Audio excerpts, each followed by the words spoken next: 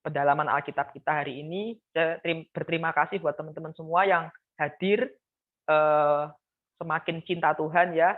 Kita percaya bahwa Tuhan memberikan kita akal supaya kita bisa berpikir dengan rasionalitas, dengan pikiran yang sehat, dan tujuan kita bukan, eee, berargumen supaya kita menang debat ketika, bertemu teman-teman kita yang berlainan atau berseberangan, tapi tujuan kita membawa dampak yang baik, bagaimana Injil bisa diterima kepada setiap orang-orang yang masih belum mengenal Injil Kristus.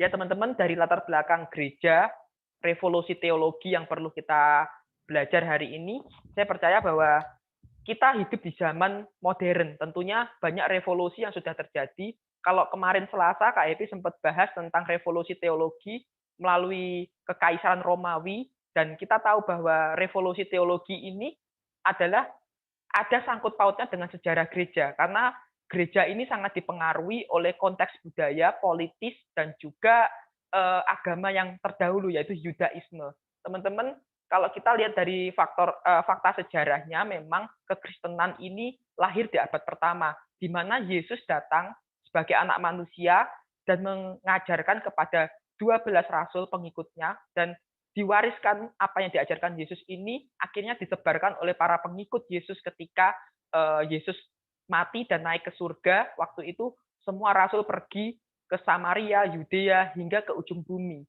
Dan kita tahu bahwa di abad mula-mula itu ada satu kaisar yang sangat jahat, namanya Kaisar Nero. Dia memburu orang Kristen dengan harapan bahwa orang Kristen ini bisa dibantai sebagai ajang kok apa itu namanya hiburan, teman-teman. Kita tahu bahwa Kolosium adalah bukti sejarah yang nyata di mana orang-orang Kristen di zaman itu mengalami aniaya yang luar biasa hingga ada yang dimakan singa, ada yang disalib, dan ada yang dibakar hidup-hidup.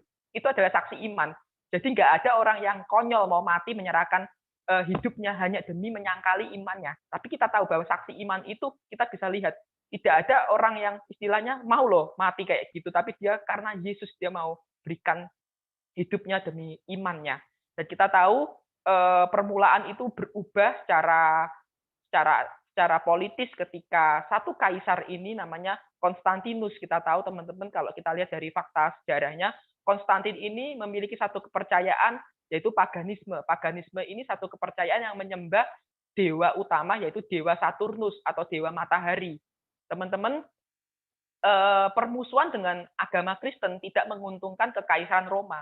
Karena kenapa? Orang Kristen ini unik, mereka jujur dan mereka apa adanya. Ketika dia untuk menyangkali iman, mereka selalu menyangkal dan tidak mau menyangkali imannya, kecuali dia ketika disuruh untuk menyembah kaisar sebagai dewa, selalu ditolak oleh orang-orang Kristen di zaman itu.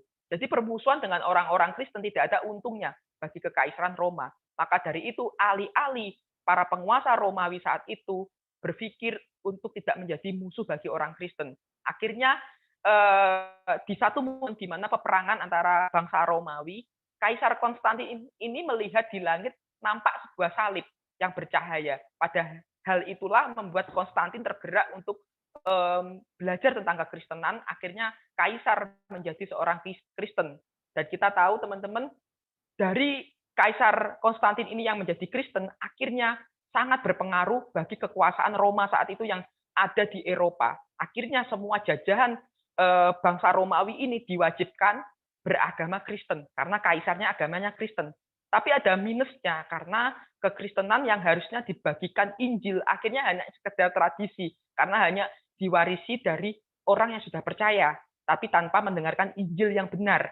Akhirnya ada penyimpangan-penyimpangan. Kita tahu dari yang kita pelajari teman-teman ada tradisi-tradisi yang tidak sesuai Alkitab ya. Kita tahu bahwa fakta sejarah bahwa dulu orang-orang gereja mula-mula hanya dimasuki orang-orang yang siap mati.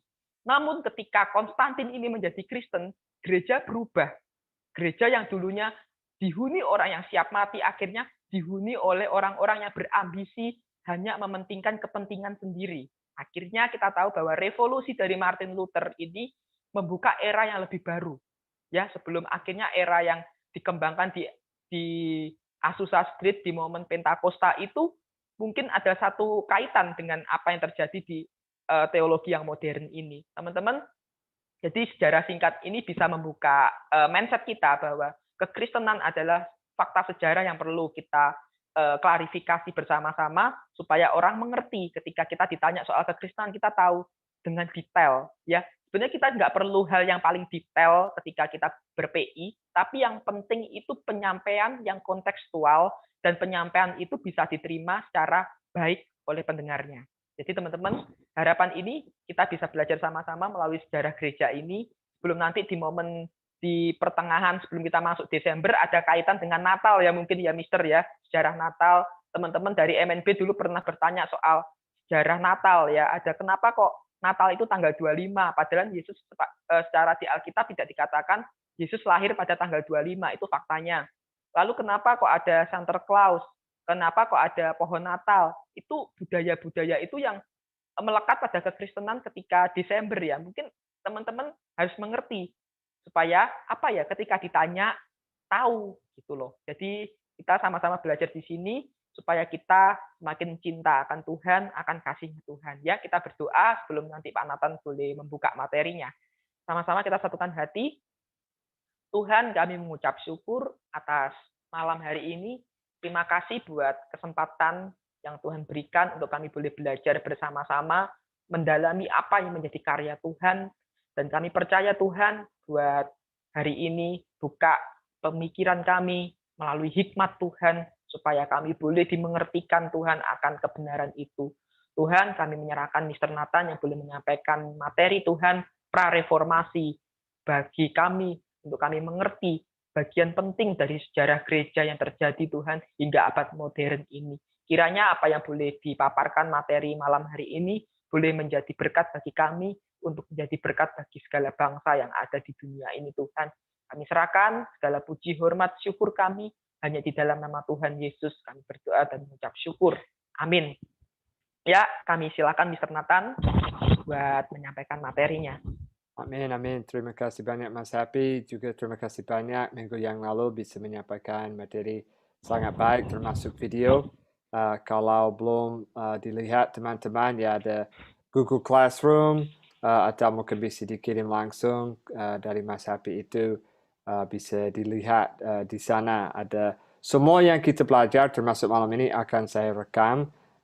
Dan di store di Google Classroom. Jadi di Google Classroom PAMNB itu bisa jadi semacam perpustakaan bagi kita semua supaya nanti ke depannya kalau ada pertanyaan atau mungkin lupa sedikit atau mau disegarkan saja, sewaktu-waktu bisa dibaca ulang atau didengarkan ulang seperti itu. Jadi saya berharap ya, saya senang sekali terus diperbolehkan bergabung dan mendampingi paling sedikit ya. Aku mau bagi 2 ayat dulu terkait materi yang minggu yang lalu yang juga bisa menjadi jembatan ke materi pada malam ini. Ini dari Lukas 9 ayat 23 dan 24. Kalau ada teman sudah bisa ketemu ayat itu, monggo bacakan. Lukas pasal 9 ayat 23 dan 24. Dan ini sebenarnya dalam materi yang kita sering gunakan dan melatih untuk pelayanan, ya sebenarnya pemuridan secara utuh, bukan pelayanan di lapangan, karena kita semua dipanggil untuk melakukan amanat agung, yaitu jadikanlah semua bangsa muridku. Tapi ada banyak penerapan, banyak hal yang kita lakukan dan mengembangkan dalam hidup kita. Nah, untuk mulai, ya pasti kita harus bersatu dengan Isa Al-Masih atau Yesus Kristus. Kita harus bersatu melalui sikap yang sama. Yesus atau Isa Al-Masih itu punya sikap rendah hati dan rela mati. Jadi dengan segala kata kita, maupun pada bersama orang yang belum percaya, kita harus punya sikap rendah hati. Nah ini 2 ayat ini terkait rela mati seperti yang disampaikan baru disimpulkan tadi Mas Happy. Lukas 9 ayat 23 dan 24. Ya, monggo siapa bisa bacakan itu.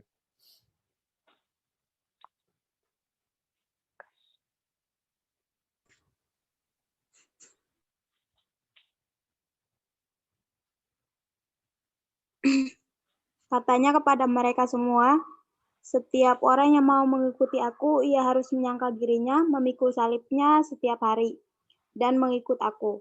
Karena barang siapa mau menyelamatkan nyawanya, ia akan kehilangan nyawanya. Tetapi barang siapa kehilangan nyawanya karena aku, ia akan menyelamatkannya. Ya, terima kasih MSK. Ya, ini ayat ini kita dikuatkan bahwa kita menyangkal dirinya itu juga berarti kita keinginan pribadi, kemauan pribadi hanya demi nama Tuhan dimuliakan. Kita cari dahulu kerajaan Tuhan. Dalam hal itu kita tidak cari hal duniawi, harta duniawi, tapi kita cari kemuliaan Tuhan. Oleh karena itu ada banyak seperti leluhur kita, nenek moyang kita dalam iman, ya dalam imannya di seluruh dunia yang berjuang dan mereka menerapkan ayat-ayat seperti ini supaya kita bisa duduk di sini sekarang lewat Zoom, bisa pegang Alkitab dalam bahasa ibu. Saya juga pegang satu Alkitab dalam bahasa Inggris. Mungkin teman-teman ada bahasa Indonesia, mungkin ada bahasa suku. Bagaimana itu bisa terjadi? Ya, mulai titik awalnya dengan sosok pra-reformasi yang kita akan berdiskusi pada malam ini. Dan mereka siap bayar harga. Karena mereka percaya inilah kebenarannya. Saya mau memperkenalkan kita kepada beberapa orang. Sebenarnya saya mau mulai sedikit sezaman dengan yang setelah video yang minggu yang lalu dalam paganisme, Konstantin itu ke abad 3, ini ke abad 4. Ada satu, ya kalau saya salah mengucapkan namanya dalam bahasa Indonesia tolong diperbaiki, tapi ada Pelagius. Pelagius itu sekitar 400 tahun. Ini kalau sama dalam bahasa Pelagius. Nah, Pelagius ini penting karena dia menyampaikan bahwa pada saat manusia lahir, mereka tidak dapat sifat dosa melalui Adam. Sepertinya dia tidak percaya ada dosa awal, dosa pertama. Kita tidak dibawa kutuk dosa gara-gara Adam. Dia tidak mewariskan dosa kepada kita. Nah, sebenarnya itu tidak sesuai Alkitab sebenarnya. Nah, dia percaya bahwa setiap orang bisa mendapatkan keselamatan menurut perbuatan baik. Nah, apakah bagi telinga ada yang pernah mendengar seperti itu? Mungkin bagi teman, oh kita murni pada saat lahir, kita suci, kita bisa dapat keselamatan melalui perbuatan baik. Ada yang pernah mendengar itu? Ya, coba lihat banyak teman seberang jalan. Ini ke abad 400 teman-teman. Bukan sesuatu baru yang baru muncul pada saat ada Nabi Muhammad, Al-Quran, ya maaf. Tapi ini dasarnya pada abad 400 dengan nama orang ini, Pelagius. Ya. Jadi itu tidak sesuai Alkitab. Bahwa karena kita tahu kita hanya diselamatkan. Kita memang dibawa kutuk dosa. Kita dibawa kutuk dosa dan kita tidak bisa, saya lahir, saya suci, tapi saya nggak mau menjadi orang dosa. Berarti saya harus pindah ke tempat yang tidak ada dosa. Di mana itu? Di seluruh dunia. Tidak ada suku, tidak ada tanah, tidak ada kota tanpa dosa di seluruh dunia. Tapi oleh karena itu, ada namanya yang Bapak Gereja, Bapak Teologi, Agustinus. Agustinus ya Mas Happy namanya. Iya, Aurelius Agustinus. Ya, Agustinus, ya. Nah, Agustinus, dia sangat-sangat diganggu dan pasti tidak setuju dengan pernyataan Pelagius. Oleh karena itu, dia menjelaskan, wah, memang dalam Alkitab, bukan kebiasaan, bukan dia bisa berbuat baik untuk membayar lunas dosa, tetapi setiap manusia. Ini dari Roma. Coba buka ke Roma ayat pasal 3 ayat 23. Mungkin ada yang bisa bacakan. 23 dan 24 sekalian. Roma pasal 3 ayat 23 dan 24.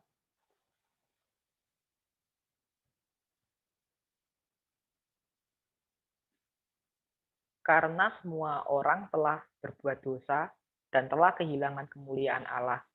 Dan oleh kasih karunia telah dibenarkan dengan cuma-cuma karena penebusan dalam Kristus Yesus. Ya. Jadi Alkitab jelas. Semua telah kehilangan kemuliaan Allah. Semua. Ya. Tidak, beberapa, tapi ada yang lain tidak karena mereka sudah berbuat cukup baik. Tidak seperti itu. Tapi mungkin itu sebabnya Agustinus melawan kata-kata Pelagius. Dia menulis karya-karya tulis supaya bisa melawan kata dan penyampaian dan pesan Pelagius. Perjuangan sampai sekarang, teman-teman. Di seluruh dunia, hampir seluruh dunia, baik agama Hindu, Buddha, Islam, dan yang lain percaya seperti Pelagius. Pada saat lahir orang suci, tapi dipengaruhi oleh lingkungan.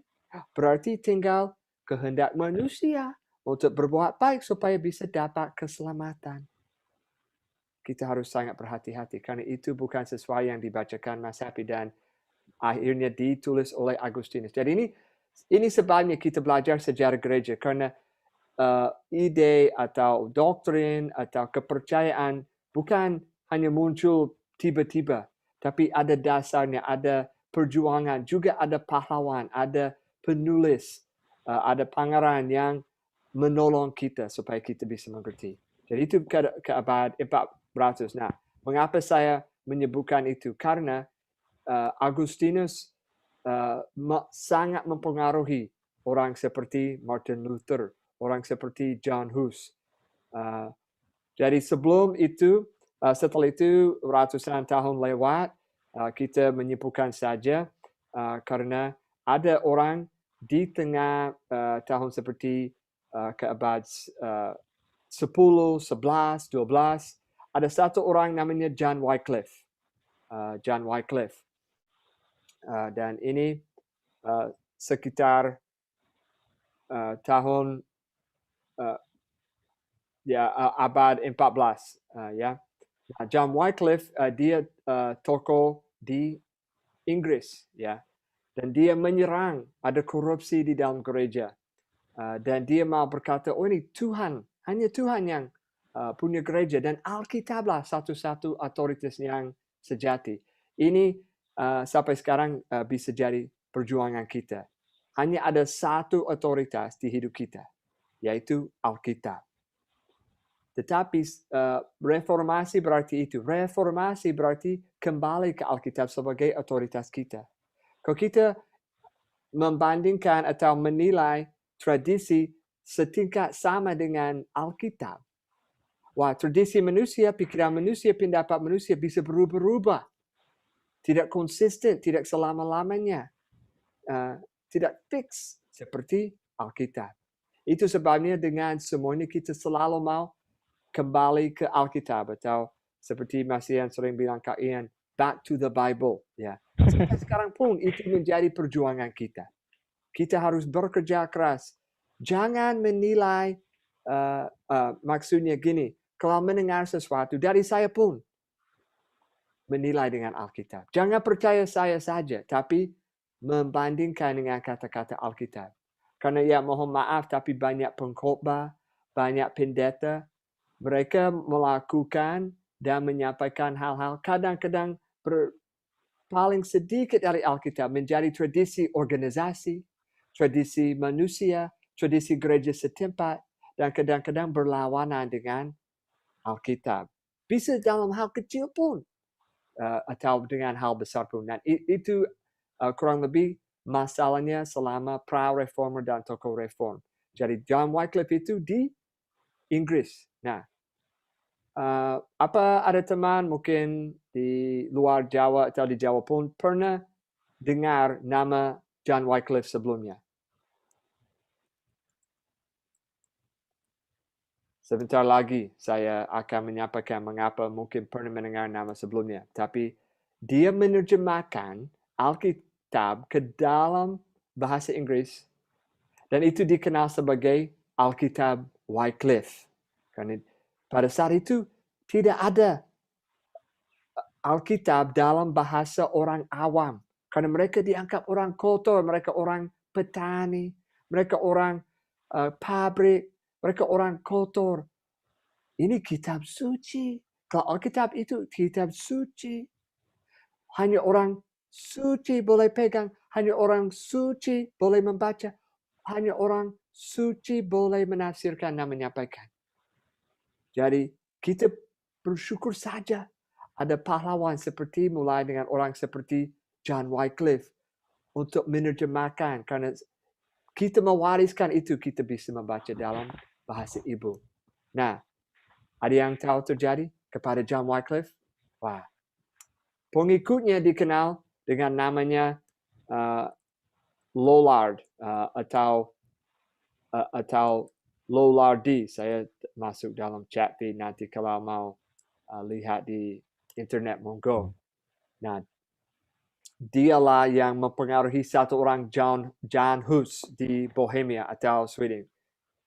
Bertahun-tahun dia setelah John Wycliffe meninggal, jasadnya Jan Hus dibakar, digali atas perintah Paus, terus dibakar dan disebarkan atas sungai.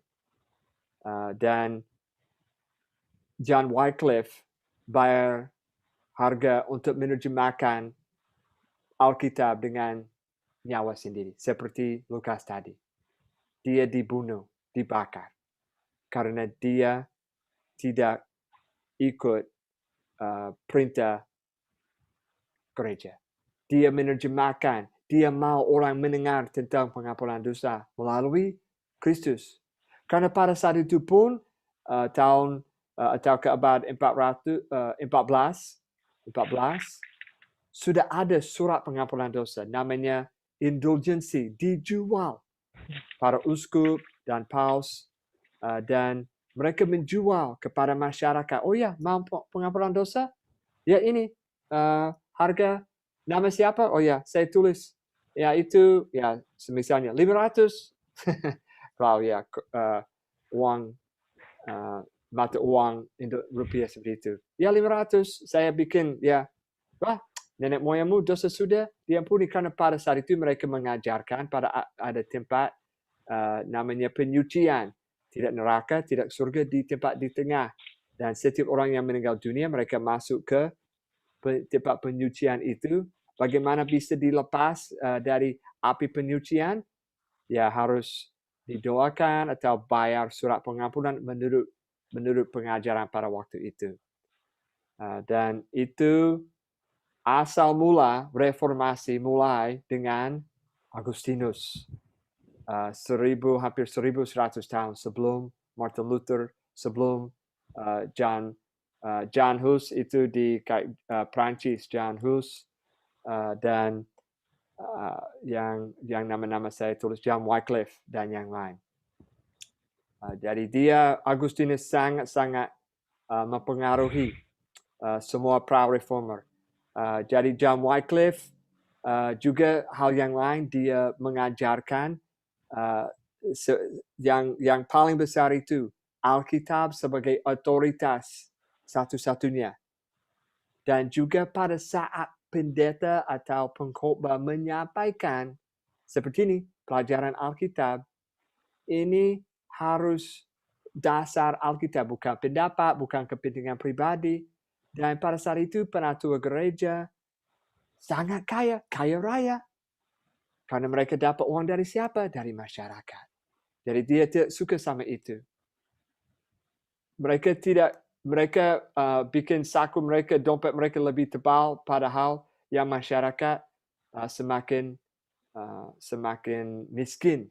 Ya, Jan Hus juga ini harus diajarkan sesuai Alkitab, bukan untuk kepentingan pribadi, bukan untuk menjadi lebih kaya atau ada gedung lebih gede dengan hiasan segala macam, dengan patung-patung. Dan dia juga mengajarkan, coba buka Efesus 4. Ini ada doktrin keimaman setiap orang percaya. Efesus 4 ayat 12. Kita mulai dari 11, 12, dan 13. Efesus 4. Minta tolong satu teman bisa membacakan Efesus 11 sampai 13.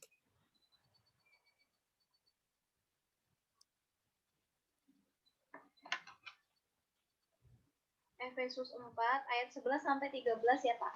Oke, betul. Oke. Dan ialah yang memberikan baik rasul-rasul maupun nabi-nabi, baik pemberita-pemberita Injil maupun gembala-gembala dan pengajar-pengajar. Ayat yang ke-12, untuk memperlengkapi orang-orang kudus bagi pekerjaan pelayanan, bagi pembangunan tubuh Kristus. Sampai kita semua telah mencapai kesatuan iman dan pengetahuan yang benar tentang anak Allah, kedewasaan penuh, dan tingkat pertumbuhan yang sesuai dengan kepenuhan Kristus. Amin. Berdasarkan ayat-ayat ini, tugas pendeta, penginjil, dan yang lain dalam ayat 11 untuk apa? Untuk memperlengkapi orang kudus, yaitu setiap orang percaya. Nah ini, ya terima kasih sudah masuk dalam chat. Ya, bagi pekerjaan pelayanan berarti yang ditulis di sana nabi-nabi, rasul-rasul, pemberita-pemberita, gembala-gembala, pengajar-pengajar, bukan untuk melakukan segala pelayanan. Ini bisa menjadi catatan bagi pemimpin dan seperti Kak Happy, Kak Devi, Kak Dendi, Kak Jaya pun, bagi saya pun, ini supaya kita melengkapi orang yang lain untuk juga melakukan segala pelayanan. Jadi saya sendiri tidak dipercayakan oleh Tuhan untuk melakukan sebanyak pelayanan mungkin. Tapi saya dan kita semua sebagai mungkin yang dapat kesempatan ikut sekolah teologi atau sampai jadi pendeta untuk memperlengkapi semua orang percaya. Nah itu namanya keimaman orang percaya. Keimaman orang percaya. Setiap orang percaya adalah imam. Setiap orang percaya adalah imam atau di sini dianggap orang bisa melakukan pekerjaan pelayanan.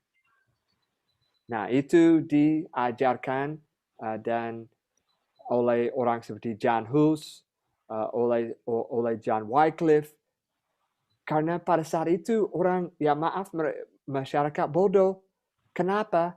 Karena mereka tidak bisa membaca begitu banyak. Mereka tidak tahu apakah ini benar disampaikan oleh pendeta. Mereka tidak punya Alkitab sendiri. Ya puji Tuhan, ini anugerah Tuhan di saku, dimanapun kita bawa Alkitab. Pada saat itu nggak bisa. Pada zaman dulu, karena juga belum ada mesin percetakan. Itu baru diciptakan zaman Martin Luther ke abad 15 ya tahun. Nah, jadi masalahnya begitu. Masalahnya mereka sangat bersandar, bergantung kepada bimbingan, kepada pengajaran pendeta atau pastor yang ada pada saat itu. Dan sayangnya yang karena pada itu strukturnya, ya mungkin ada teman-teman di sini kenal dari gereja sendiri, kayaknya ada paus, terus ada uskup, terus ada pengurus. Jadi ada tingkat yang nggak jauh beda sebenarnya sekarang dengan pemerintah. Bagaimana pemerintah punya presiden, ada menteri, ada yang lain. Itu sebenarnya mulai dengan gereja. Itu dasarnya gereja. Yang struktur kayak gitu. Dengan gubernur, dengan sampai kita ada bupati dan yang lain. Tapi mulainya awal kayak di gereja. Nah, sayangnya mereka pada saat itu, sekali lagi, kaya raya, tidak moral atau punya hidup yang melakukan semaunya dan tidak memperhatikan pada kebutuhan rohani masyarakat atau jemaat. Dan juga yang agak ke bawah di gereja, mereka seharusnya menjadi pelayanan, jadi mungkin gembala kayak kelompok kecil atau ada golongan mungkin satu ya bukan perumahan tetapi seperti desa atau apa, dan mereka tidak tahu lebih banyak daripada orangnya sendiri. Jadi ilmu Alkitabiah sama saja, tapi seharusnya mereka melayani orang tersebut. Jadi mereka jatuh kepada banyak kepercayaan atau takhayul. Ya, seperti itu tadi.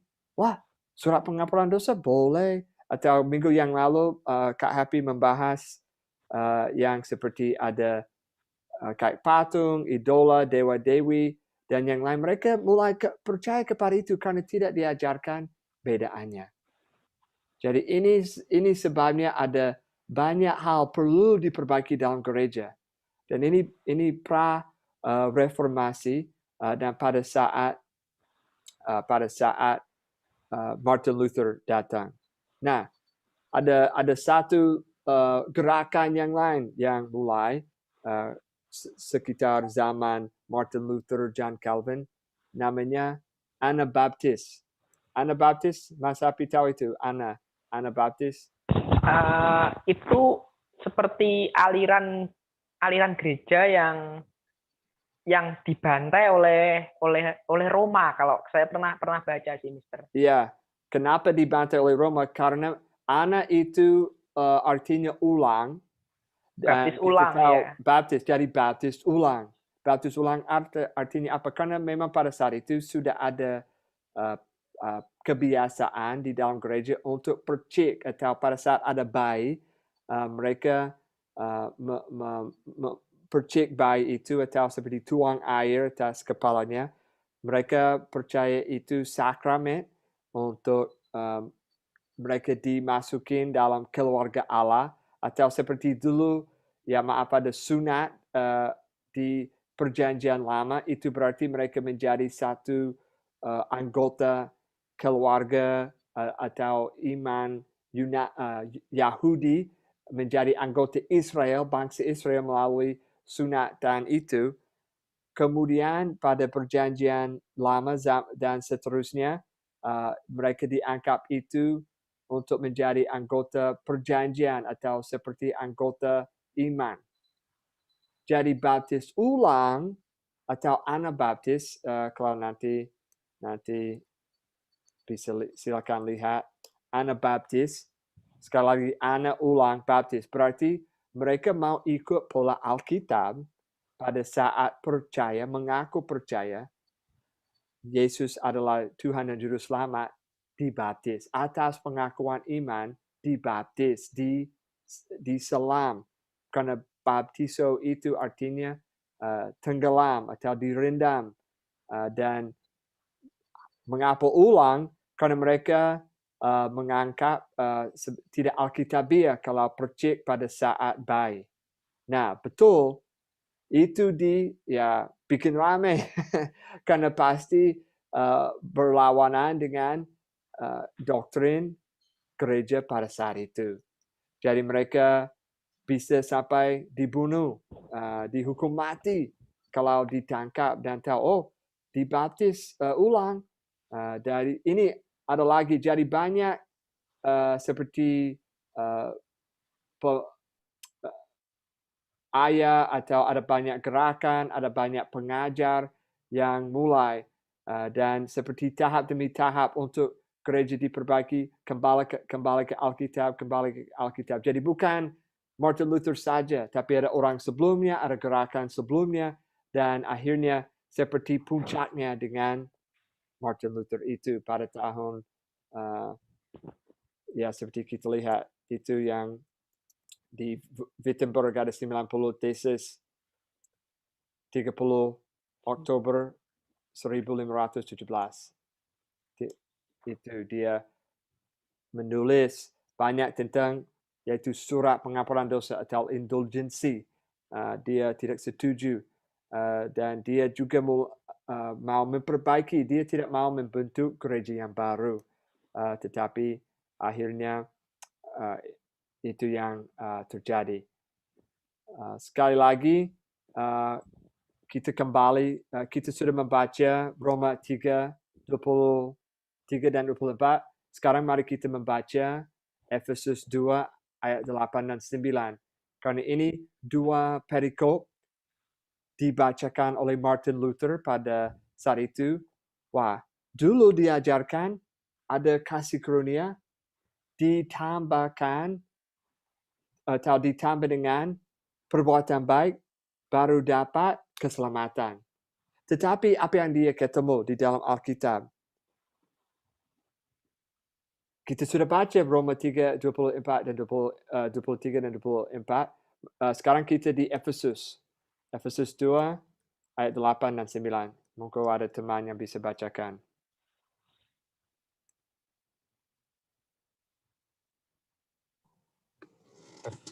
Efesus 2 ayat 8 dan 9. Sebab karena kasih karunia kamu diselamatkan oleh iman, itu bukan hasil usahamu, tetapi pemberian Allah. Itu bukan hasil pekerjaanmu, jangan ada orang yang memegahkan diri. Ya, amin. Haleluya, puji Tuhan. Jadi dia melawan pengajaran gereja yang muncul 300-400, padahal dasarnya Pelagius hampir 1100 tahun sebelumnya, bahwa ya ada kasih karunia dari Allah, tetapi juga ada perbuatan baik dari manusia. Nah, bersamaan baru dapat keselamatan. Dia pasti bingung, mungkin tidak bingung, tapi pasti diinsafkan oleh Roh Kudus dan mau memperbaiki, mau membantu masyarakat memahami. Oh, bukan bergantung kepada usaha manusia. Di sini jelas, bukan hasil usahamu, tetapi pemberian Allah. Jelas itu. Jadi dia mulai mengajarkan keselamatan hanya oleh iman. Ya. Atau sola gracia ya Mas Api. Sola. Namanya. Sola fide. Iya, sola fide ya. Ya. Fide ya seperti itu. Itu bahasa Latin. Karena pada saat itu Alkitab sebenarnya ditulis dalam bahasa Latin. Jadi mereka walaupun di negara Jerman, Prancis, mereka membaca Alkitab dalam bahasa Latin. Dan sola fide hanya oleh iman. Nah, otoritas. Ya, itu tadi kita sudah membahas sedikit, kita mengulangi saja. Karena ini juga yang penting yang muncul pada saat reformasi. Dan ini pada zaman atau abad 10, 11, 12, gereja, ya memang betul Alkitab otoritas. Tetapi Alkitab itu susah dimengerti. Itu sebabnya ada pengajar. Dan kita sebagai pengajar akan menafsirkan bagi masyarakat, bagi jemaat. Jadi akhirnya apa yang terjadi? Bukan Alkitab yang otoritas, pengajar yang berotoritas, berwenang. Jadi kalau ada pertanyaan, ya bertanya kepada pengajar saja. Bagaimana mungkin bisa bertanya atau membaca, membandingkan sama Alkitab? Karena sekali lagi, tidak ada bagi masyarakat. Hanya pengajar, hanya pendeta, pastor yang pegang. Apalagi mereka harus membaca dalam bahasa Latin. Yang lucunya sebagai catatan, tidak semua pastor menguasai bahasa Latin. Jadi bayangkan, mereka tidak menguasai bahasa Latin. Alkitab ditulis dalam bahasa Latin, jadi mereka hanya setengah-setengah mengerti isinya Alkitab. Jadi itu pasti muncul masalahnya. Jadi ini sesuatu sola scriptura. Sola scriptura itu artinya otoritas Alkitab saja. Jadi ada yang sezaman dengan Martin Luther. Ini namanya Ulrich Zwingli. Dia di negara Swiss. Nah, kalau Martin Luther gerak di Jerman, Ulrich Zwingli di Swiss. Ya, jadi dia juga dapat kesadarannya, wah, ini ya memang tidak benar ini. Kita tidak diselamatkan oleh perbuatan baik, apalagi ada banyak masalah, ada banyak pemimpin-pemimpin yang punya hidup yang kurang moral. Kita hanya diselamatkan oleh iman.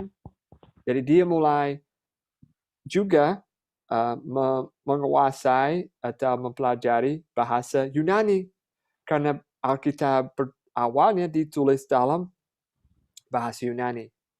Jadi dia mulai seperti bahasa asli. Dan wah, ya, surat pengampunan dosa di mana dalam Alkitab? Dia bingung. Wah, nggak ketemu. Jadi dia mulai di gereja dia di kota Zurich. Sampai sekarang kalau nggak salah masih ada namanya Zurich, Swiss. Maaf kalau tulisannya berbeda dalam bahasa Indonesia. Tapi di kota di negeri Swiss, dimulai berkhotbah dari kitab Matius. Dan setiap minggu di gereja dia di khotbahnya dia berkhotbah satu minggu, mungkin satu pasal demi pasal sampai selesai.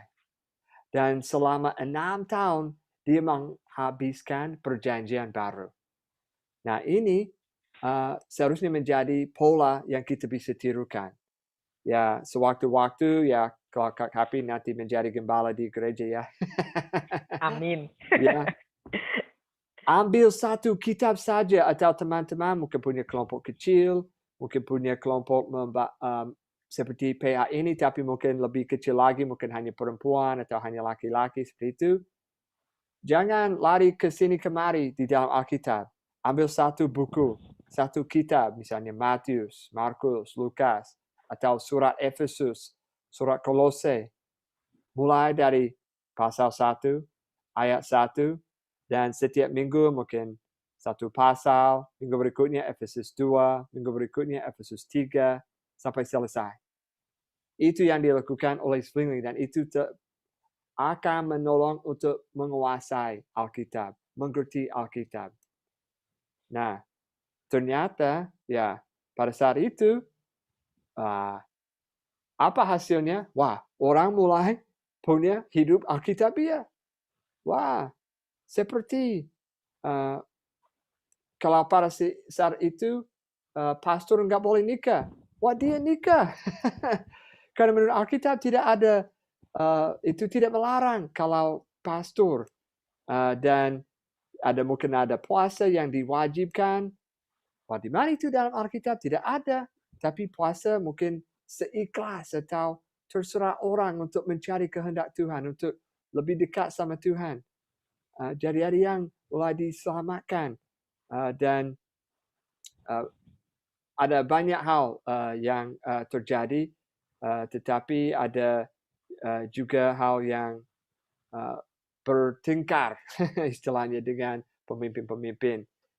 Dan itu ada perang dan akhirnya dia juga meninggal dalam perang karena dia ikut dalam perang itu. Tapi itu ada sosok-sosok dan akhirnya menuju ke Martin Luther. Martin Luther juga coba menerjemahkan perjanjian baru dalam bahasa Jerman, bahasa dia. Seperti kita membahas beberapa minggu yang lalu. Dan itu akhirnya ada, karena dia, kalau di sini ada namanya demo ya, berarti protes ya, itu kata dasar Protestan. Jadi akhirnya pengikut Martin Luther mereka protes kepada gereja Katolik dan akhirnya ada perpecahan, ada Katolik, ada Protestan. Yang ya dalam sejarahnya sebenarnya ya Martin Luther dianggap ini. Tapi kayaknya sampai sekarang sampai 500 tahun setelah itu terjadi, banyak hal ditulis atau Martin Luther ingin diperbaiki dalam gereja Katolik, sekarang sudah diperbaiki. Sekarang tidak ada surat pengampunan dosa, tidak ada indulgensi. Mereka memang tetap menghormati Alkitab, ya ada hal masih, ya maaf menurut saya, maaf kalau ada yang ikut gereja Katolik, tapi selain kali kita bisa membahas satu demi satu. Ada hal sampai sekarang masih dilakukan di dalam gereja Katolik, mungkin tidak sesuai sedikit yang dalam Alkitab. Seperti santo-santo, berdoa kepada mereka, atau Maria pun, kalau ada ya pertanyaan terkait itu, ya kita bisa membahas satu demi satu. Saya nggak menjelekkan karena hanya mau menyampaikan saja supaya kita puji Tuhan. Ini hasil reformasi, ini hasil sosok dan ayah gereja yang pahlawan gereja, supaya kita bisa pegang Alkitab. Sekali lagi, ini mungkin saya berharap, dan mungkin habis ini kita bisa buka sesi tanya jawab. Tapi kita bisa setiap hari kita pegang Alkitab, kita bisa mengucap syukur kepada Tuhan bahwa ada pahlawan yang siap berjuang, siap bayar harga sampai mati. Kehilangannya nyawanya, tapi di nama Tuhan Yesus dimuliakan supaya lebih banyak orang bisa mendengar tentang Yesus, tentang pengampunan dosa, dan punya pengharapan selama-lamanya. Jadi itu sedikit dari saya. Sekian untuk sementara ini. Saya serahkan ke Mas Happy balik. Mungkin mau buka tanya jawab atau mungkin ada tambahan. Ya, monggo.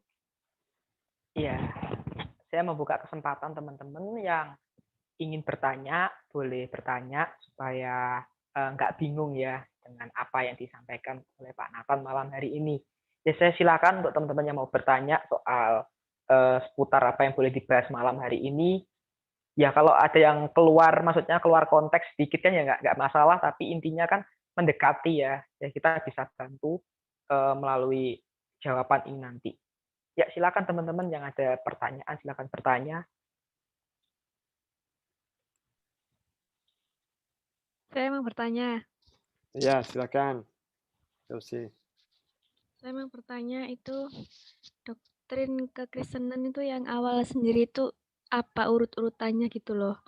Dan apa ya? Sebenarnya semuanya kan ya sama-sama menyembah Tuhan, tapi mana sih yang sesuai dengan Alkitab dia itu doktrinnya. Terima kasih.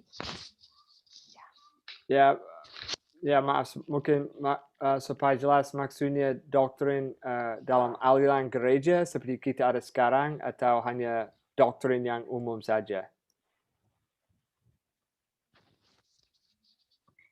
Seperti yang saya ketahui itu ada apa itu Katolik, terus ada Protestan, terus ada Pentakosta, terus ada apa lagi ya? Udah, itu yang saya tahu. Oh ya, baik. Ya, saya mengerti.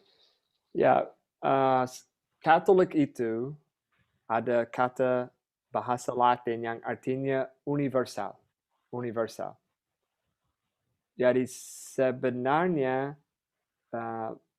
itu hanya muncul mungkin pada saat ya mau diberi nama. Karena sebelum itu kayaknya abad Agustinus, abad gereja mula pun tidak ada nama gereja, hanya pengikut Kristus, atau ada kata lagi dalam bahasa Yunani nama eklesia. Eklesia itu seperti satu perkumpulan yang ada ikatan bersama. 52 kami. Ya, ikatan bersama, mandiri, orang awam memimpinnya, kitab suci adalah otoritasnya. Jadi itu kami, kitab suci otoritasnya, orang awam memimpinnya, mandiri dan ikatan bersama. Nah, waktu demi waktu, tahun demi tahun, sampai abad 10, 11, 12, ya mungkin baru ada Katolik, ada Paus, mereka merasa harus ada pemimpin bagi gereja semua. Tapi tidak semua menerima itu. Ada gereja muncul di sini, ada gereja muncul di situ, di berbagai macam daerah. Nah, baru sejak, yaitu yang tanggal yang saya masuk dalam chat, 31 Oktober 1517, Martin Luther pasang 90 tesis, baru mulai gerakan Protestan. Nah, kesimpulannya Baptis, gereja Pentakosta, gereja Advent, gereja kalau di Amerika banyak yang lain lagi. Kalau di Surabaya ada yang Reform. Mungkin teman-teman dari luar Jawa ada seperti ada GKJW, ada GK Papua, banyak namanya. Tapi itu semua di bawah naungan Protestan.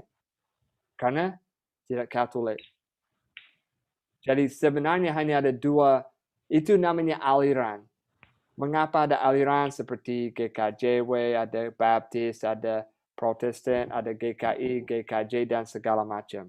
Ya, itu pertanyaan yang sangat baik.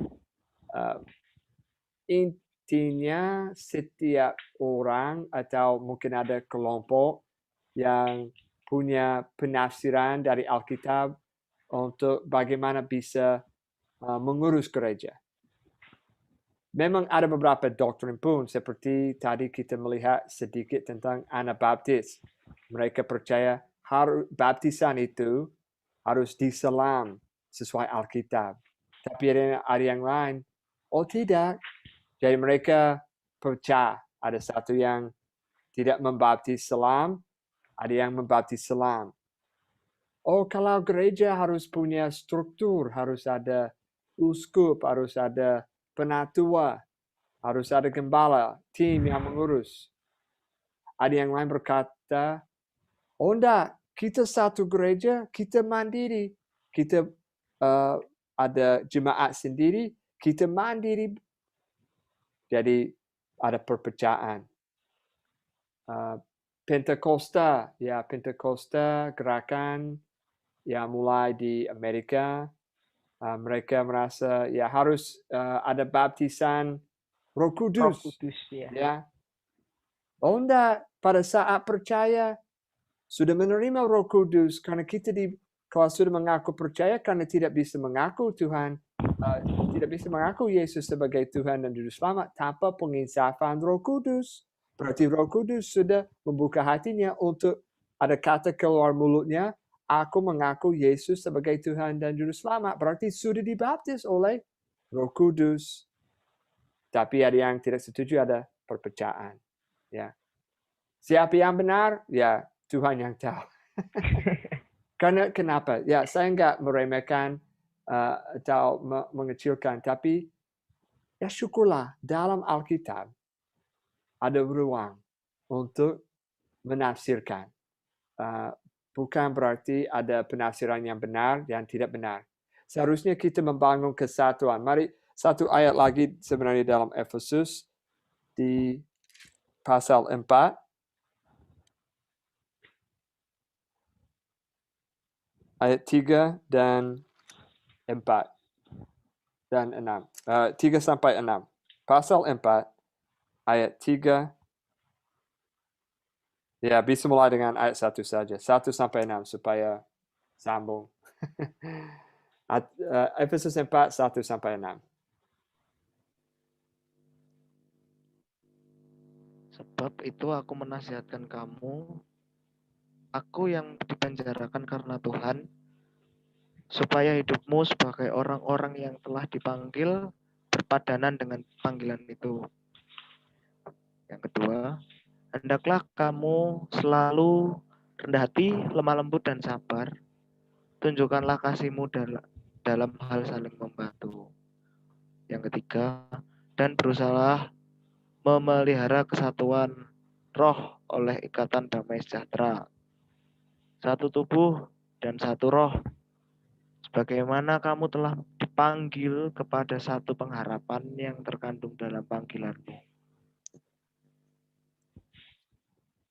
Ada kata sering diulangi? Satu. Ya. Berarti kita dalam Tuhan mau menjaga kesatuan.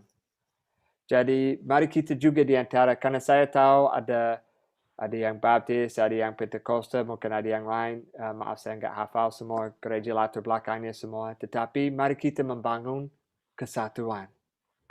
Karena suatu hari kita akan menjadi satu di surga dari setiap kaum dan suku dan bahasa. Bukan dengan gedung masing-masing. Kita dalam kelompok yang tidak dapat terhitung. Dari setiap kaum dan suku dan bahasa menyembah Tuhan kita. Hanya ada satu di situ, di surga. Ya, mari kita ya membangun itu. Dan ini keuntungan kita, berkat bagi kita untuk membandingkan pengajaran gereja kita pun. Dan punya hati, punya rendah hati yang dengan keterbukaan. Ya mungkin, ya ini susah dengar, ini susah buat saya sendiri juga. Tapi kadang-kadang ada hal yang kita diajarkan atau kita belajar dari tradisi. Dan itu penafsiran seseorang. Tetapi mungkin saja Allah memberi penafsiran kepada kita yang berbeda sedikit. Ya, berbeda sedikit dari apa yang kita diajarkan. Dan itu, ya mari kita hanya punya pikiran yang terbuka saja. Bukan untuk menciptakan gereja yang baru, aliran kepercayaan baru. Mungkin hanya membangun kesatuan dan punya hidup semakin dekat dan seiring dengan Alkitab. Ya, Mister, terima kasih. Ya, mungkin ada lagi teman-teman yang tertarik untuk bertanya. Oh, ini ada pertanyaan dari Yotam dan Yosua. Ya. Shalom, izin bertanya, kalau semua orang telah berdosa, terus ada bayi yang baru lahir langsung meninggal, itu rohnya kemana, Pak? Terima kasih. Ya, pertanyaan. Ya, saya mengerti itu. Itu pertanyaan yang wajar. Saya mau merujuk kita untuk menjawab pertanyaan ini ke kisah di Perjanjian Lama sebenarnya. Karena ini ada hal-hal, kalau ada pertanyaan atau pikiran, ya kita, ya saya berharap nomor satu, seperti sesuai formasi ya. Kita cari jawaban di Alkitab dulu ya. Back to the Bible. Ya. Ya. Bang Ian. Ya. Ini di hidup kisah Raja Daud. Ini setelah dia berzina dengan Bathsheba. Ini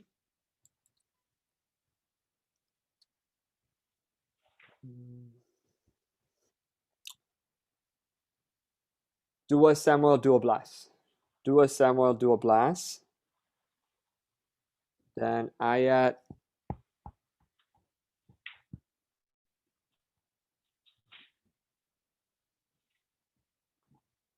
ya, kita bisa lihat dari 21 sampai 23. 2 Samuel 12, pasal 12, ayat 21 sampai 23. Ya, konteksnya, sekali lagi sambil carikan. Daud berzina, dia mau suami Bathsheba itu dibunuh, terus Bathsheba itu hamil, melahirkan, dan dia ditegur oleh saya, Nabi Nathan, tentang dosanya. Dan ini ya anak itu meninggal. Ya, jadi hampir sama dengan pertanyaannya ya. Jadi kalau ya mungkin Yosua atau yang lain mau membaca bisa dari chat atau dari Alkitab sendiri, silakan 3 ayat itu.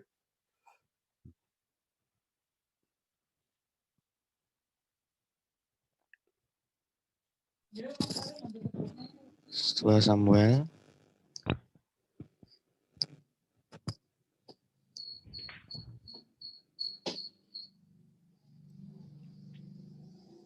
12, 21 sampai 23. Oh ya. Ya, silakan. Berkatalah pegawai-pegawainya kepadanya, apakah artinya hal yang kau perbuat ini? Oleh karena anak yang masih hidup itu, engkau berpuasa dan menangis. Tetapi sesudah anak itu mati, engkau bangun dan makan. Jawabnya, selagi anak itu hidup, aku berpuasa dan menangis. Karena pikirku siapa Tuhan mengasihi aku, sehingga anak itu tetap hidup. Tetapi sekarang ia sudah mati, mengapa aku harus berpuasa? Dapatkah aku mengembalikannya lagi? Aku yang akan pergi kepadanya, tetapi ia tidak akan kembali kepadaku. Ya, terima kasih. Tuhan yang menciptakan hidup, Tuhan juga menentukan hidup kita sampai kita dipanggil. Nah, dalam kasus ini ada bayi dapat sakit dan tahu doa puasa, nangis, dan berharap seperti dalam ayat ini bahwa dia akan tetap hidup. Tapi yang kuncinya dalam jawabannya yang frasa atau kalimat yang terakhir. Aku yang akan pergi kepadanya. Kepada siapa? Kepada bayi itu. Jadi Daud percaya bahwa Tuhan menyelamatkan bayi tersebut. Karena Daud punya keyakinan, aku yang akan pergi kepada bayi itu atau kepadanya. Tetapi ia tidak akan kembali kepadaku karena sudah mati. Jadi Daud menunjukkan melalui kisah ini menolong kita untuk mengerti ya, sekali lagi kita harus punya iman besar bahwa Allah Maha Kuasa dan dia menentukan harinya dan dia menciptakan segala hidup dan dia juga memanggil pada saatnya usia apapun, 1 hari, 1 minggu, 1 tahun, 100 tahun. Allah yang Maha Kuasa, Allah yang menentukan. Bukan fatalisme, bukan. Karena setiap hari kita ada, kita bertanggung jawab atas tindakan, atas katanya. Tapi memang ada, kalau bahasa Inggris, age of accountability. Atau usia yang bisa mulai bertanggung jawab. Ya. Kita tahu mungkin di bawah usia tertentu, perkembangan anak masih belum bertanggung jawab atau hanya sekitar. Mungkin mereka belum bisa tahu siapa itu Allah. Tapi tahun demi tahun, seperti anak saya 5 tahun, dia sudah bisa bilang, aku mengasihi Yesus. Ya itu anugerah Tuhan. Tapi sejauh mana dia bertanggung jawab atas dosa atau pada saat dia nggak patuh sama orang tua atau mungkin pukul adiknya, berapa jauhnya? Ya, itu ada istilahnya usia yang bertanggung jawab. Ya, itu sebabnya dalam Alkitab kita juga punya teladan atau belajar praktik atau kepercayaan Yahudi sedikit. Laki-laki baru berusia 12 tahun dianggap dewasa dan bisa bergabung dalam doa. Ya, oleh karena itu mungkin dalam gereja Anda masing-masing ada, 12 tahun saya belajar doktrin, mungkin saya dibaptis, saya dipercik, atau konfirmasi, atau apa. Itu berdasarkan Yahudi. Ya. Jadi kalau yang saya dapat dari 2 Samuel, dan dari ayat-ayat yang lain dalam Alkitab, kalau ada bayi, ada anak kecil, ya Allah akan memelihara. Allah akan melindungi.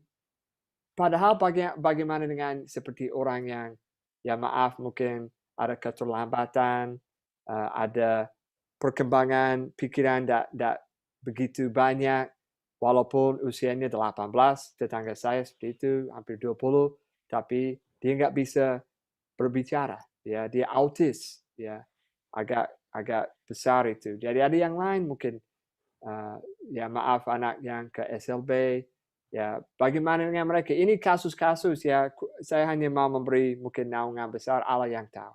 Allah yang menciptakan mereka, Allah akan menjaga mereka dan melindungi mereka. Dan dengan cara yang kehendaknya. Ya. Bagaimana, Yotam? Haleluya. Terima kasih.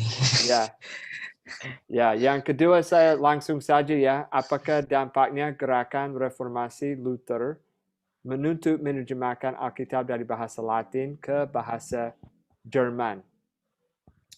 Ya, sekali lagi, pada saat itu ada baru diciptakan mesin percetakan. Berarti apa? Martin Luther yang 95 tesis itu langsung diambil, langsung versi mereka difotokopi walaupun harus pakai stempel seperti stempel tapi besar gede banget. Setiap huruf harus disetting untuk kalimat spasi atau kata-kata seperti huruf-huruf untuk kata spasi, huruf-huruf spasi, huruf-huruf spasi. Terus press ya cetak kayak gitu. Nah, dampaknya ya orang bisa mulai membaca Alkitab. Mungkin satu pasal, satu kitab, satu surat karena prosesnya demikian lama. Nah, dari segi yang lain, apakah diterima oleh gereja? Enggak. Ya, seperti John Wycliffe dulu di Inggris, dia diancam mati.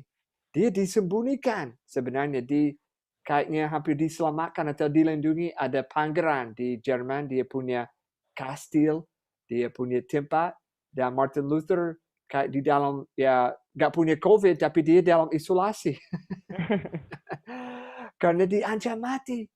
Ya, jadi dia sembunyi-sembunyi dan menerjemahkan ke bahasa Jerman. Tapi akhirnya ya puji Tuhan, orang awam, orang masyarakat bisa mulai membaca dan bisa makanya ada pengikut, walaupun itu bukan tujuan Martin Luther, sekali lagi bukan untuk membuat gereja, bukan membuat gerakan, hanya mau memperbaiki gereja supaya tetap satu. Tapi ya dampaknya itu ada perpecahan, ada yang pengikut, namanya protestan. Jadi kalau Martin Luther sendiri dia tidak seperti, aku menciptakan agama yang baru, Protestan. Tidak. Dia mau memperbaiki. Dia berharap gereja akan back to the Bible. Tapi tidak jadi. Mereka hanya mau cari kepentingan pribadi. Tetap membangun diri sendiri dengan kerajaan Paus, kerajaan uskup, dan penatua-penatua. Jadi akhirnya ada perpecahan. Jadi itu dampaknya juga. Bagaimana? Yosua. Iya, Pak. Luar biasa sekali. Oh iya, puji Tuhan. Oke, teman-teman. Kalau nggak ada, kan nanti kita batasi sampai 8:30 ya. Kalau mau ada yang bertanya, silakan. Dari apa yang boleh dipaparkan Pak Nathan tadi. Ya, pertanyaannya semua baik ya, teman-teman ya. Saya senang teman-teman bisa berinteraksi ya untuk mengerti. Saya pengen tanya satu hal ya, Misteri ya, tentang baptisan bayi. Ini apakah masuk dalam kategori tradisi atau memang Alkitab mengajarkan tentang baptisan bayi? Yaitu yang mungkin teman-teman yang dari GKI atau teman-teman yang dari gereja-gereja Protestan atau gereja-gereja Katolik pasti ada istilah baptisan bayi. Ya, ini apakah masuk kategori baptisan secara tradisi atau Alkitab sendiri mengajarkan tentang baptisan tersebut? Ya, pertanyaan yang sangat baik. Itu ada tergantung orangnya jawabannya. Karena mengapa? Ya, kembali ke itu tadi. Abraham. Sampai Abraham di Perjanjian Lama. Tanda orang masuk golongan atau sebagai orang di bawah janji, di bawah covenant perjanjian, saya adalah anggota atau Yahudi. Apa tandanya bagi laki-laki? Ya maaf, sunat. Ya, sunat. Itu sebabnya sampai sekarang orang Yahudi seperti itu. Kemudian ada cerita-cerita dalam perjanjian. Jadi ini kasus untuk dari Alkitab. Jadi saya menyampaikan yang saya tahu dan teman-teman bisa menggali lagi mungkin dalam sama pendeta sendiri, sama internet, sama buku. Saya menyampaikan yang saya tahu. Kemudian dalam perjanjian baru ada orang seperti kepala penjara di Filipi, Lydia, bahwa semua isi rumah diselamatkan. Dan argumen dari pihak yang atau jadi yang ikut tradisi baptisan bayi, berdasarkan Abraham dan Sunat, berdasarkan seisi rumah diselamatkan. Berarti kalau ada keluarga Kristen dan mereka punya bayi, untuk bayi itu diselamatkan harus percaya ke tahu seperti tuang air. Saya juga punya saudara, saya sendiri punya saudara di Amerika, mereka ikut warisan gereja dari Inggris. Anglikan. Ya. Nah, di Amerika. Nah, menurut mereka, dan mungkin mereka, ya maaf saya nggak pernah masuk gereja Katolik ikut ibadah maksudnya, jadi saya nggak tahu apa yang diajarkan, tapi yang tangkapan saya dari gereja Anglikan dan gereja Katolik, mereka mengajarkan, setahu saya, ya silakan saya boleh diperbaiki, mereka mengajarkan bahwa bayi baptisan itu menyucikan dosanya. Jadi kembali ke pertanyaan, sebenarnya sambungan dari Yota, menurut mereka, kalau bayi itu meninggal, dosa sudah dihapus.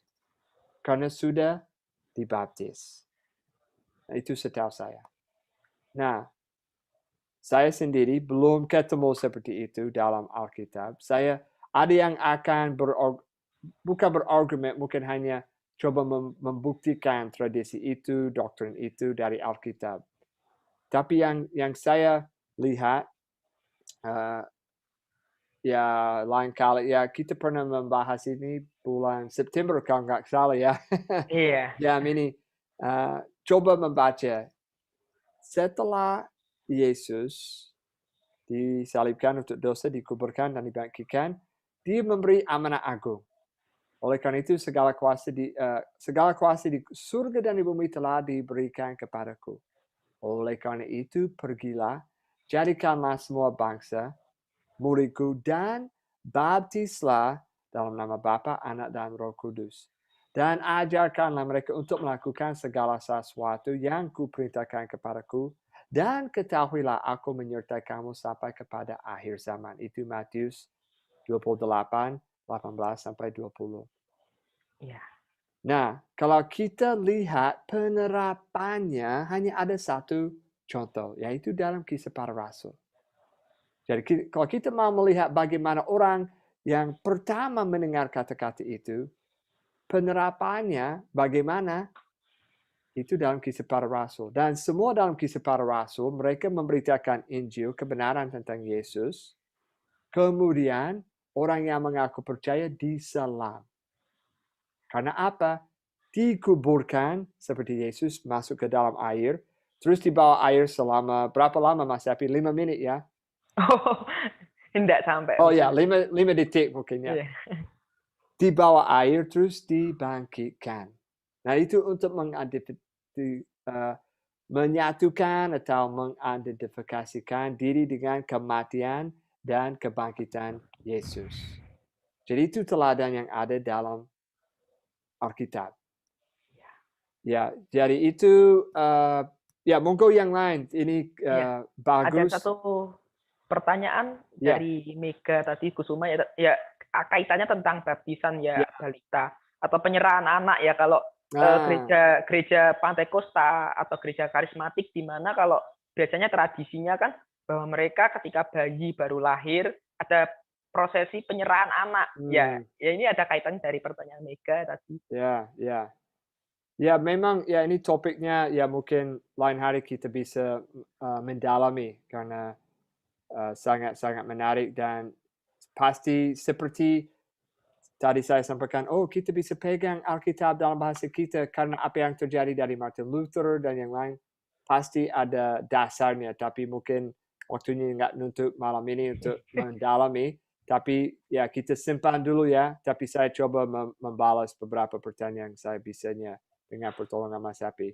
Ya, saya membaca supaya semua bisa mendengar juga. Pak, maaf saya mau bertanya juga mengenai baptisan juga di gereja saya memiliki 2 jenis baptisan, yaitu di mana baptisan pertama pada saat masih umur balita atau disebut dengan penyerahan orang tua ke gereja, dan kemudian baptisan kedua di mana umur sudah lebih daripada 17 tahun atau biasanya disebut dengan baptisan pengakuan percaya. Apakah itu di Alkitab atau hanya warisan. Ya, sekali lagi yang jelas, yang dalam Alkitab, yang keduanya itu pengakuan percaya. Untuk yang balita, penyerahan, ya, tidak masalah sebenarnya. Itu ada kaitan dengan mau membuat semakin persetujuan atau komitmen dari orang tua untuk membesarkan anak dengan kebenaran firman Tuhan. Ya, kita lihat di Ulangan 6 ayat 4. Ini pengakuan Yahudi. Setiap kali mereka berkumpul, mereka mengungkapkan ini dalam bahasa Ibrani. Ulangan 6 mulai dengan ayat 4. Pasal 6 ayat 4 sampai 9. Ya. Shema Israel Adonai Eloheinu Adonai Ahad. Itu ayat 4. Sebentar.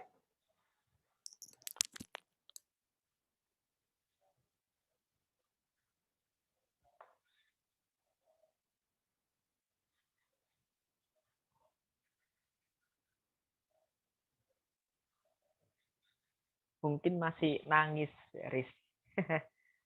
Ya, kita tunggu sebentar, teman-teman. Ya, silakan baca kalau belum. Baca sudah. Ulangan 6 ayat yang keempat. Dengarlah, hai orang Israel, Tuhan itu Allah kita. Tuhan itu Esa. Ayat yang kelima. Kasihanilah Tuhan Allahmu dengan segenap hatimu dan dengan segenap jiwamu dan dengan segenap kekuatanmu. Ayat yang keenam. Apa yang kuperintahkan kepadamu pada hari ini haruslah engkau perhatikan. Ayat yang ketujuh. Haruslah engkau mengajarkannya berulang-ulang kepada anak-anakmu dan membicarakannya apabila engkau duduk di rumahmu, apabila engkau sedang dalam perjalanan, apabila engkau berbaring dan apabila engkau bangun. Ayat yang ke-8. Haruslah juga engkau mengikatkannya sebagai tanda pada tanganmu dan haruslah itu menjadi lambang di dahimu. Ayat yang 9. Dan haruslah engkau menuliskannya pada tiang pintu rumahmu dan pada pintu gerbangmu. Amin. Amin. Ini sekali lagi yang di setiap kali jemaat atau orang-orang Yahudi berkumpul untuk berdoa di sinagoga, ini diucapkan bersama-sama, dihafal. Ini pengakuan iman mereka. Yang saya mau menegaskan ayat ke-7, sepertinya berdasarkan atau ada kaitan dengan baptisan bayi, ya seperti di dalam ayat 7 itu. Walaupun kata baptis tidak ada maksudnya atau tujuannya itu supaya, oh ya ini kita berkomitmen untuk mengajarkan berulang-ulang seperti di sini, berulang-ulang kepada anak-anakmu dan membicarakannya apabila engkau duduk atau dalam perjalanan atau berbaring, bangun, intinya segala waktu. Kapan saja. Cetak-cetak nggak Pak Teni? Ya, jadi itu satu ayat dasar kalau nggak salah untuk yang mau melakukan baptisan bayi supaya mereka dianggap, oh ya ini punya Tuhan dan mau milik Tuhan dan ada yang sampai percaya ya bukan magic sih tapi itu sakramen yang air ini menghapuskan dosa dan membuat anak ini anggota dan anak Tuhan yang baptisan itu. Tapi yang jelas dari Alkitab, apa yang membuat kita anak Tuhan? Pengakuan dengan mulut sendiri. Itu Roma 10 ayat 9. Kalau mengaku dengan mulutmu bahwa Yesus adalah Tuhan dan percaya dalam hatimu bahwa dia dibangkitkan di antara orang mati, maka kamu akan diselamatkan.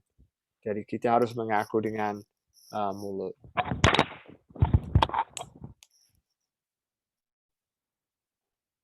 Ya.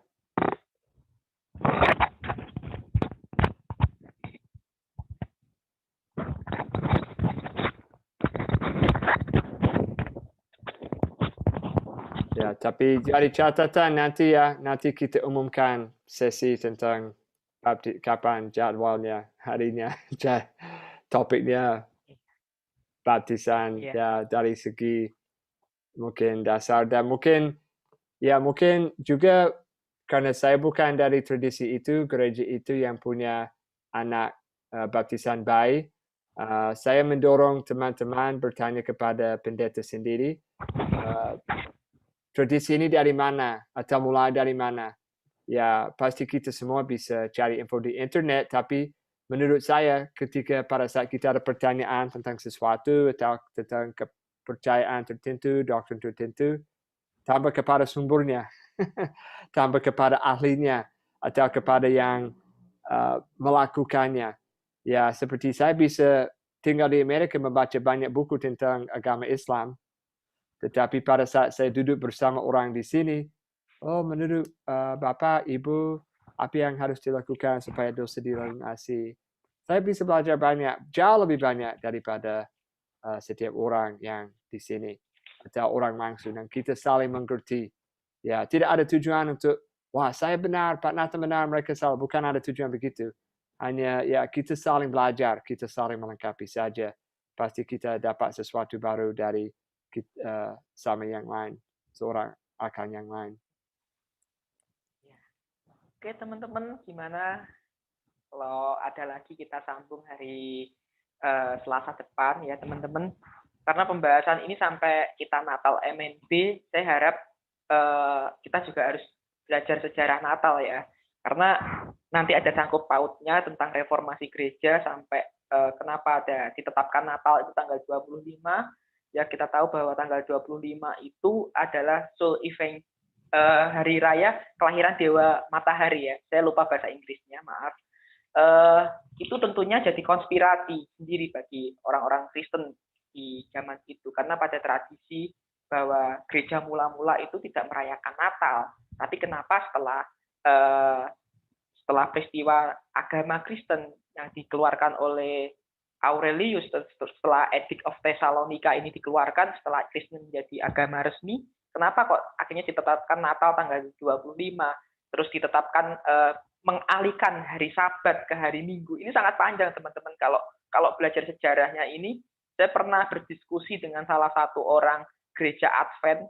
Ketika pelatihan di Semarang, misalnya saya ada namanya Bu Grace. Beliau ini dari aliran Advent. Jadi memiliki paham Sabat itu karena pengaruh budaya yang ditetapkan oleh Kaisar Konstantin, mengubah perayaan Sabat itu hari Sabtu ke hari Minggu. Ya itu kalau kadang orang Kristen sendiri nggak tahu bahwa Sabat kan memangnya hari Sabtu, tapi sebagian orang Kristen taunya apa? Ya Sabat itu ya hari Minggu, itu bukan hari Sabtu. Tapi sejarahnya dari mana kok bisa dialihkan ke hari Minggu itu? Ya memang kalau berdasarkan kita jawab secara subjektif, secara sempit, oh Yesus bangkit pada hari Minggu atau hari ke-7.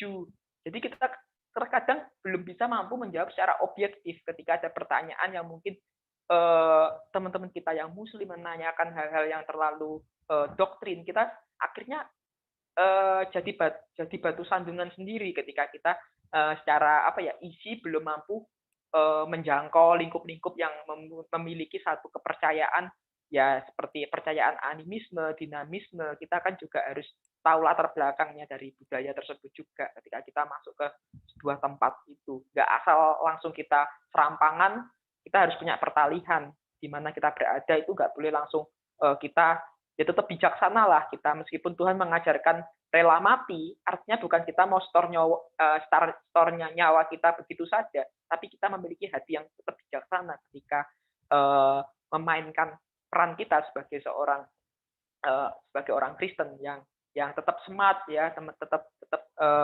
bijaksana ya. Ya teman-teman, itu saja yang boleh kita bahas ya malam hari ini. Kiranya yang menjadi pembahasan ini boleh menjadi berkat bagi semuanya ya.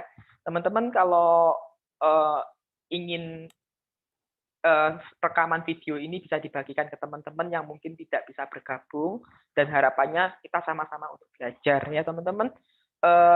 Dari hal ini saya berharap untuk minggu depan kita, sebelum kita masuk budaya Natal ya, kita harus ngerti dulu tentang reformasi gereja ini dari konteks dari apa yang dipaparkan Mr. Nathan tadi tentang pengaruh budaya paganisme yang dipengaruhi oleh akhirnya melahirkan kepausan di Roma Katolik saat itu sangat mempengaruhi tradisi gereja yang awalnya kita tahu bahwa gereja nggak pernah nyembah patung, tapi karena paganisme saat itu, kepercayaan itu sangat lekat dengan gambar-gambar atau patung-patung tentang tradisi-tradisi seperti baptisan tadi yang misteri kok ada percik itu, mungkin itu sangat apa adanya kita bahas berdasarkan fakta sejarahnya. Cuma terkadang orang Kristen hanya menggali Alkitab secara subjektif, tidak menggali Alkitab secara objektif. Nah, kalau kita melihat secara objektif, melihat konteks budaya, politiknya, juga kita melihat berdasarkan back to the Bible-nya, kita akan ngerti secara luas. Ya, kita akan istilahnya ngerti bahwa kekristenan itu benar-benar benar, tanpa salah dan cukup untuk mengisi kekosongan dari apa yang manusia cari sebenarnya. Dari hal ini kita sadar teman-teman ya, dari konteks budaya Yunani inilah nanti yang kita juga harus tahu bahwa bukan hanya kekristenan saja, bahkan bidang pengetahuan yang kita tahu teman-teman ya, banyak sekali istilah-istilah dalam bidang pendidikan, kesehatan dalam bahasa Yunani. Ya, ada simbol-simbol matematika ya, seperti Pitagoras ya. Semua itu dipengaruhi oleh budaya Yunani, asal usulnya seperti etimologinya. Hampir kita tahu filsafatnya itu ya, ilmu filsafat juga lahir dari negara Yunani. Kita tahu bahwa itu cikal bakalnya dari semua yang kita tahu juga ya. Teman-teman, ada nama tokoh-tokoh ya seperti Sokrates kita tahu ya, ada Platonisme ya, itu sebuah kepercayaan yang istilahnya akhirnya ditentang oleh Rasul Paulus sendiri ya, bahwa Paulus mengingatkan kepada jemaat di Kolose saat itu di dalam suratnya Kolose 2 ayat ke-8 bahwa filsafat Yunani ini tidak hanya menjadi tantangan bagi orang Kristen, tapi juga sebenarnya membuka jalan bagi penerimaan gereja Kristen di abad mula-mula saat itu ya. Jadi ya memang kekristenan dipengaruhi oleh 3 negara. Yang pertama tadi adalah konteks budaya itu melalui Yunani, sementara secara politik itu melalui Kekaisaran Roma, dan secara Alkitab dikanonisasi melalui Yudaisme atau Yahudi atau Israel. Ya teman-teman, itu yang boleh dipaparkan untuk kita mengerti sejarah gereja secara singkat malam hari ini. Kiranya wawasan ini boleh menjadi berkat bagi kita semua. Ya, selamat malam teman-teman, kita tutup dalam doa, minta hikmat Tuhan, ya perlindungan Tuhan sepanjang hari ini kita boleh lalui dengan tetap semangat, dengan sukacita dari Tuhan. Ya, dengan kerendahan hati nanti Kak Devi ya bisa tutup dalam doa. Kalau misalnya masih bergabung ya, kita berdoa buat agenda kita sepekan ini ya teman-teman, yang sudah rindu bisa bertemu lagi ya, minggu depan kita bisa kembali ke base camp kita ibadah ke sana ya di Katamso. Saya harapkan teman-teman tetap antusias datang supaya jadi satu modal semangat kita ya. Hari Kamis live IG teman-teman ya, jangan lupa ada Kak Jaya yang akan boleh sharing ya, yang ditunggu-tunggu karena beberapa hari 2 minggu ini kita tidak melihat ya. Ya kalau Kak Devi nggak ada, nanti dengan Kak Elsa aja ya yang ada ya. Oke, bisa tutup dalam doa, saya mohon.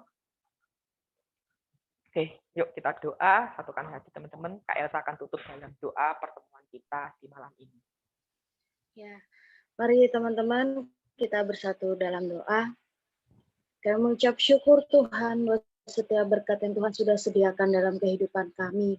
Dan pada malam hari ini Tuhan, kami telah belajar tentang pendalaman Alkitab. Tuhan, kami percaya Tuhan memberikan hikmat, dan ini adalah pengetahuan yang baru bagi kami Tuhan, supaya kami dapat mempelajari kembali Tuhan lebih dalam lagi, untuk kami lebih mengenal Engkau dan memahami setiap pengetahuan yang tentang Engkau Tuhan. Kami serahkan juga Tuhan buat Pak Nathan, Kau urapi keluarganya, Kau berkati apa yang menjadi kebutuhan dan kerinduan Pak Nathan. Kami yakin, kami percaya Tuhan mengurapi hamba-Mu ini Tuhan. Beserta juga Tuhan urapi buat Kak Happy, Tuhan urapi kakak rohani kami yakin, kami percaya Tuhan menjagai dia dimanapun ia berada Tuhan. Tuhan tutup bungkus kelak rohani kami ini dengan kuasa darah Yesus Kristus saja. Dan Tuhan mengurapi juga buat setiap kami yang telah hadir Tuhan, jagai kami Tuhan, lindungi kami Tuhan, supaya kami semakin hari semakin mengenal Engkau, semakin hari semakin setia kepada Engkau Tuhan. Dan ajari kami Tuhan untuk selalu mengucap syukur buat setiap situasi kehidupan yang Tuhan sudah sediakan dalam kehidupan kami.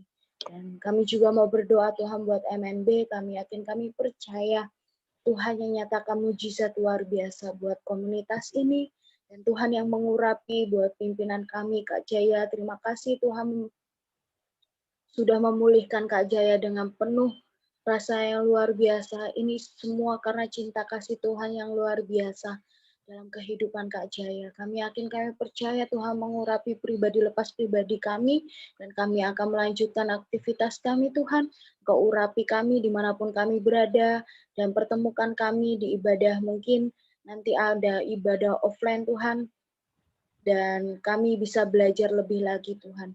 Kami serahkan sepenuhnya ke dalam tangan kuasa-Mu Tuhan, ya di dalam nama Tuhan Yesus kami berdoa dan mengucap syukur. Haleluya. Amin. Ya, terima kasih semuanya. Tuhan memberkati. Selamat malam. Sampai ketemu.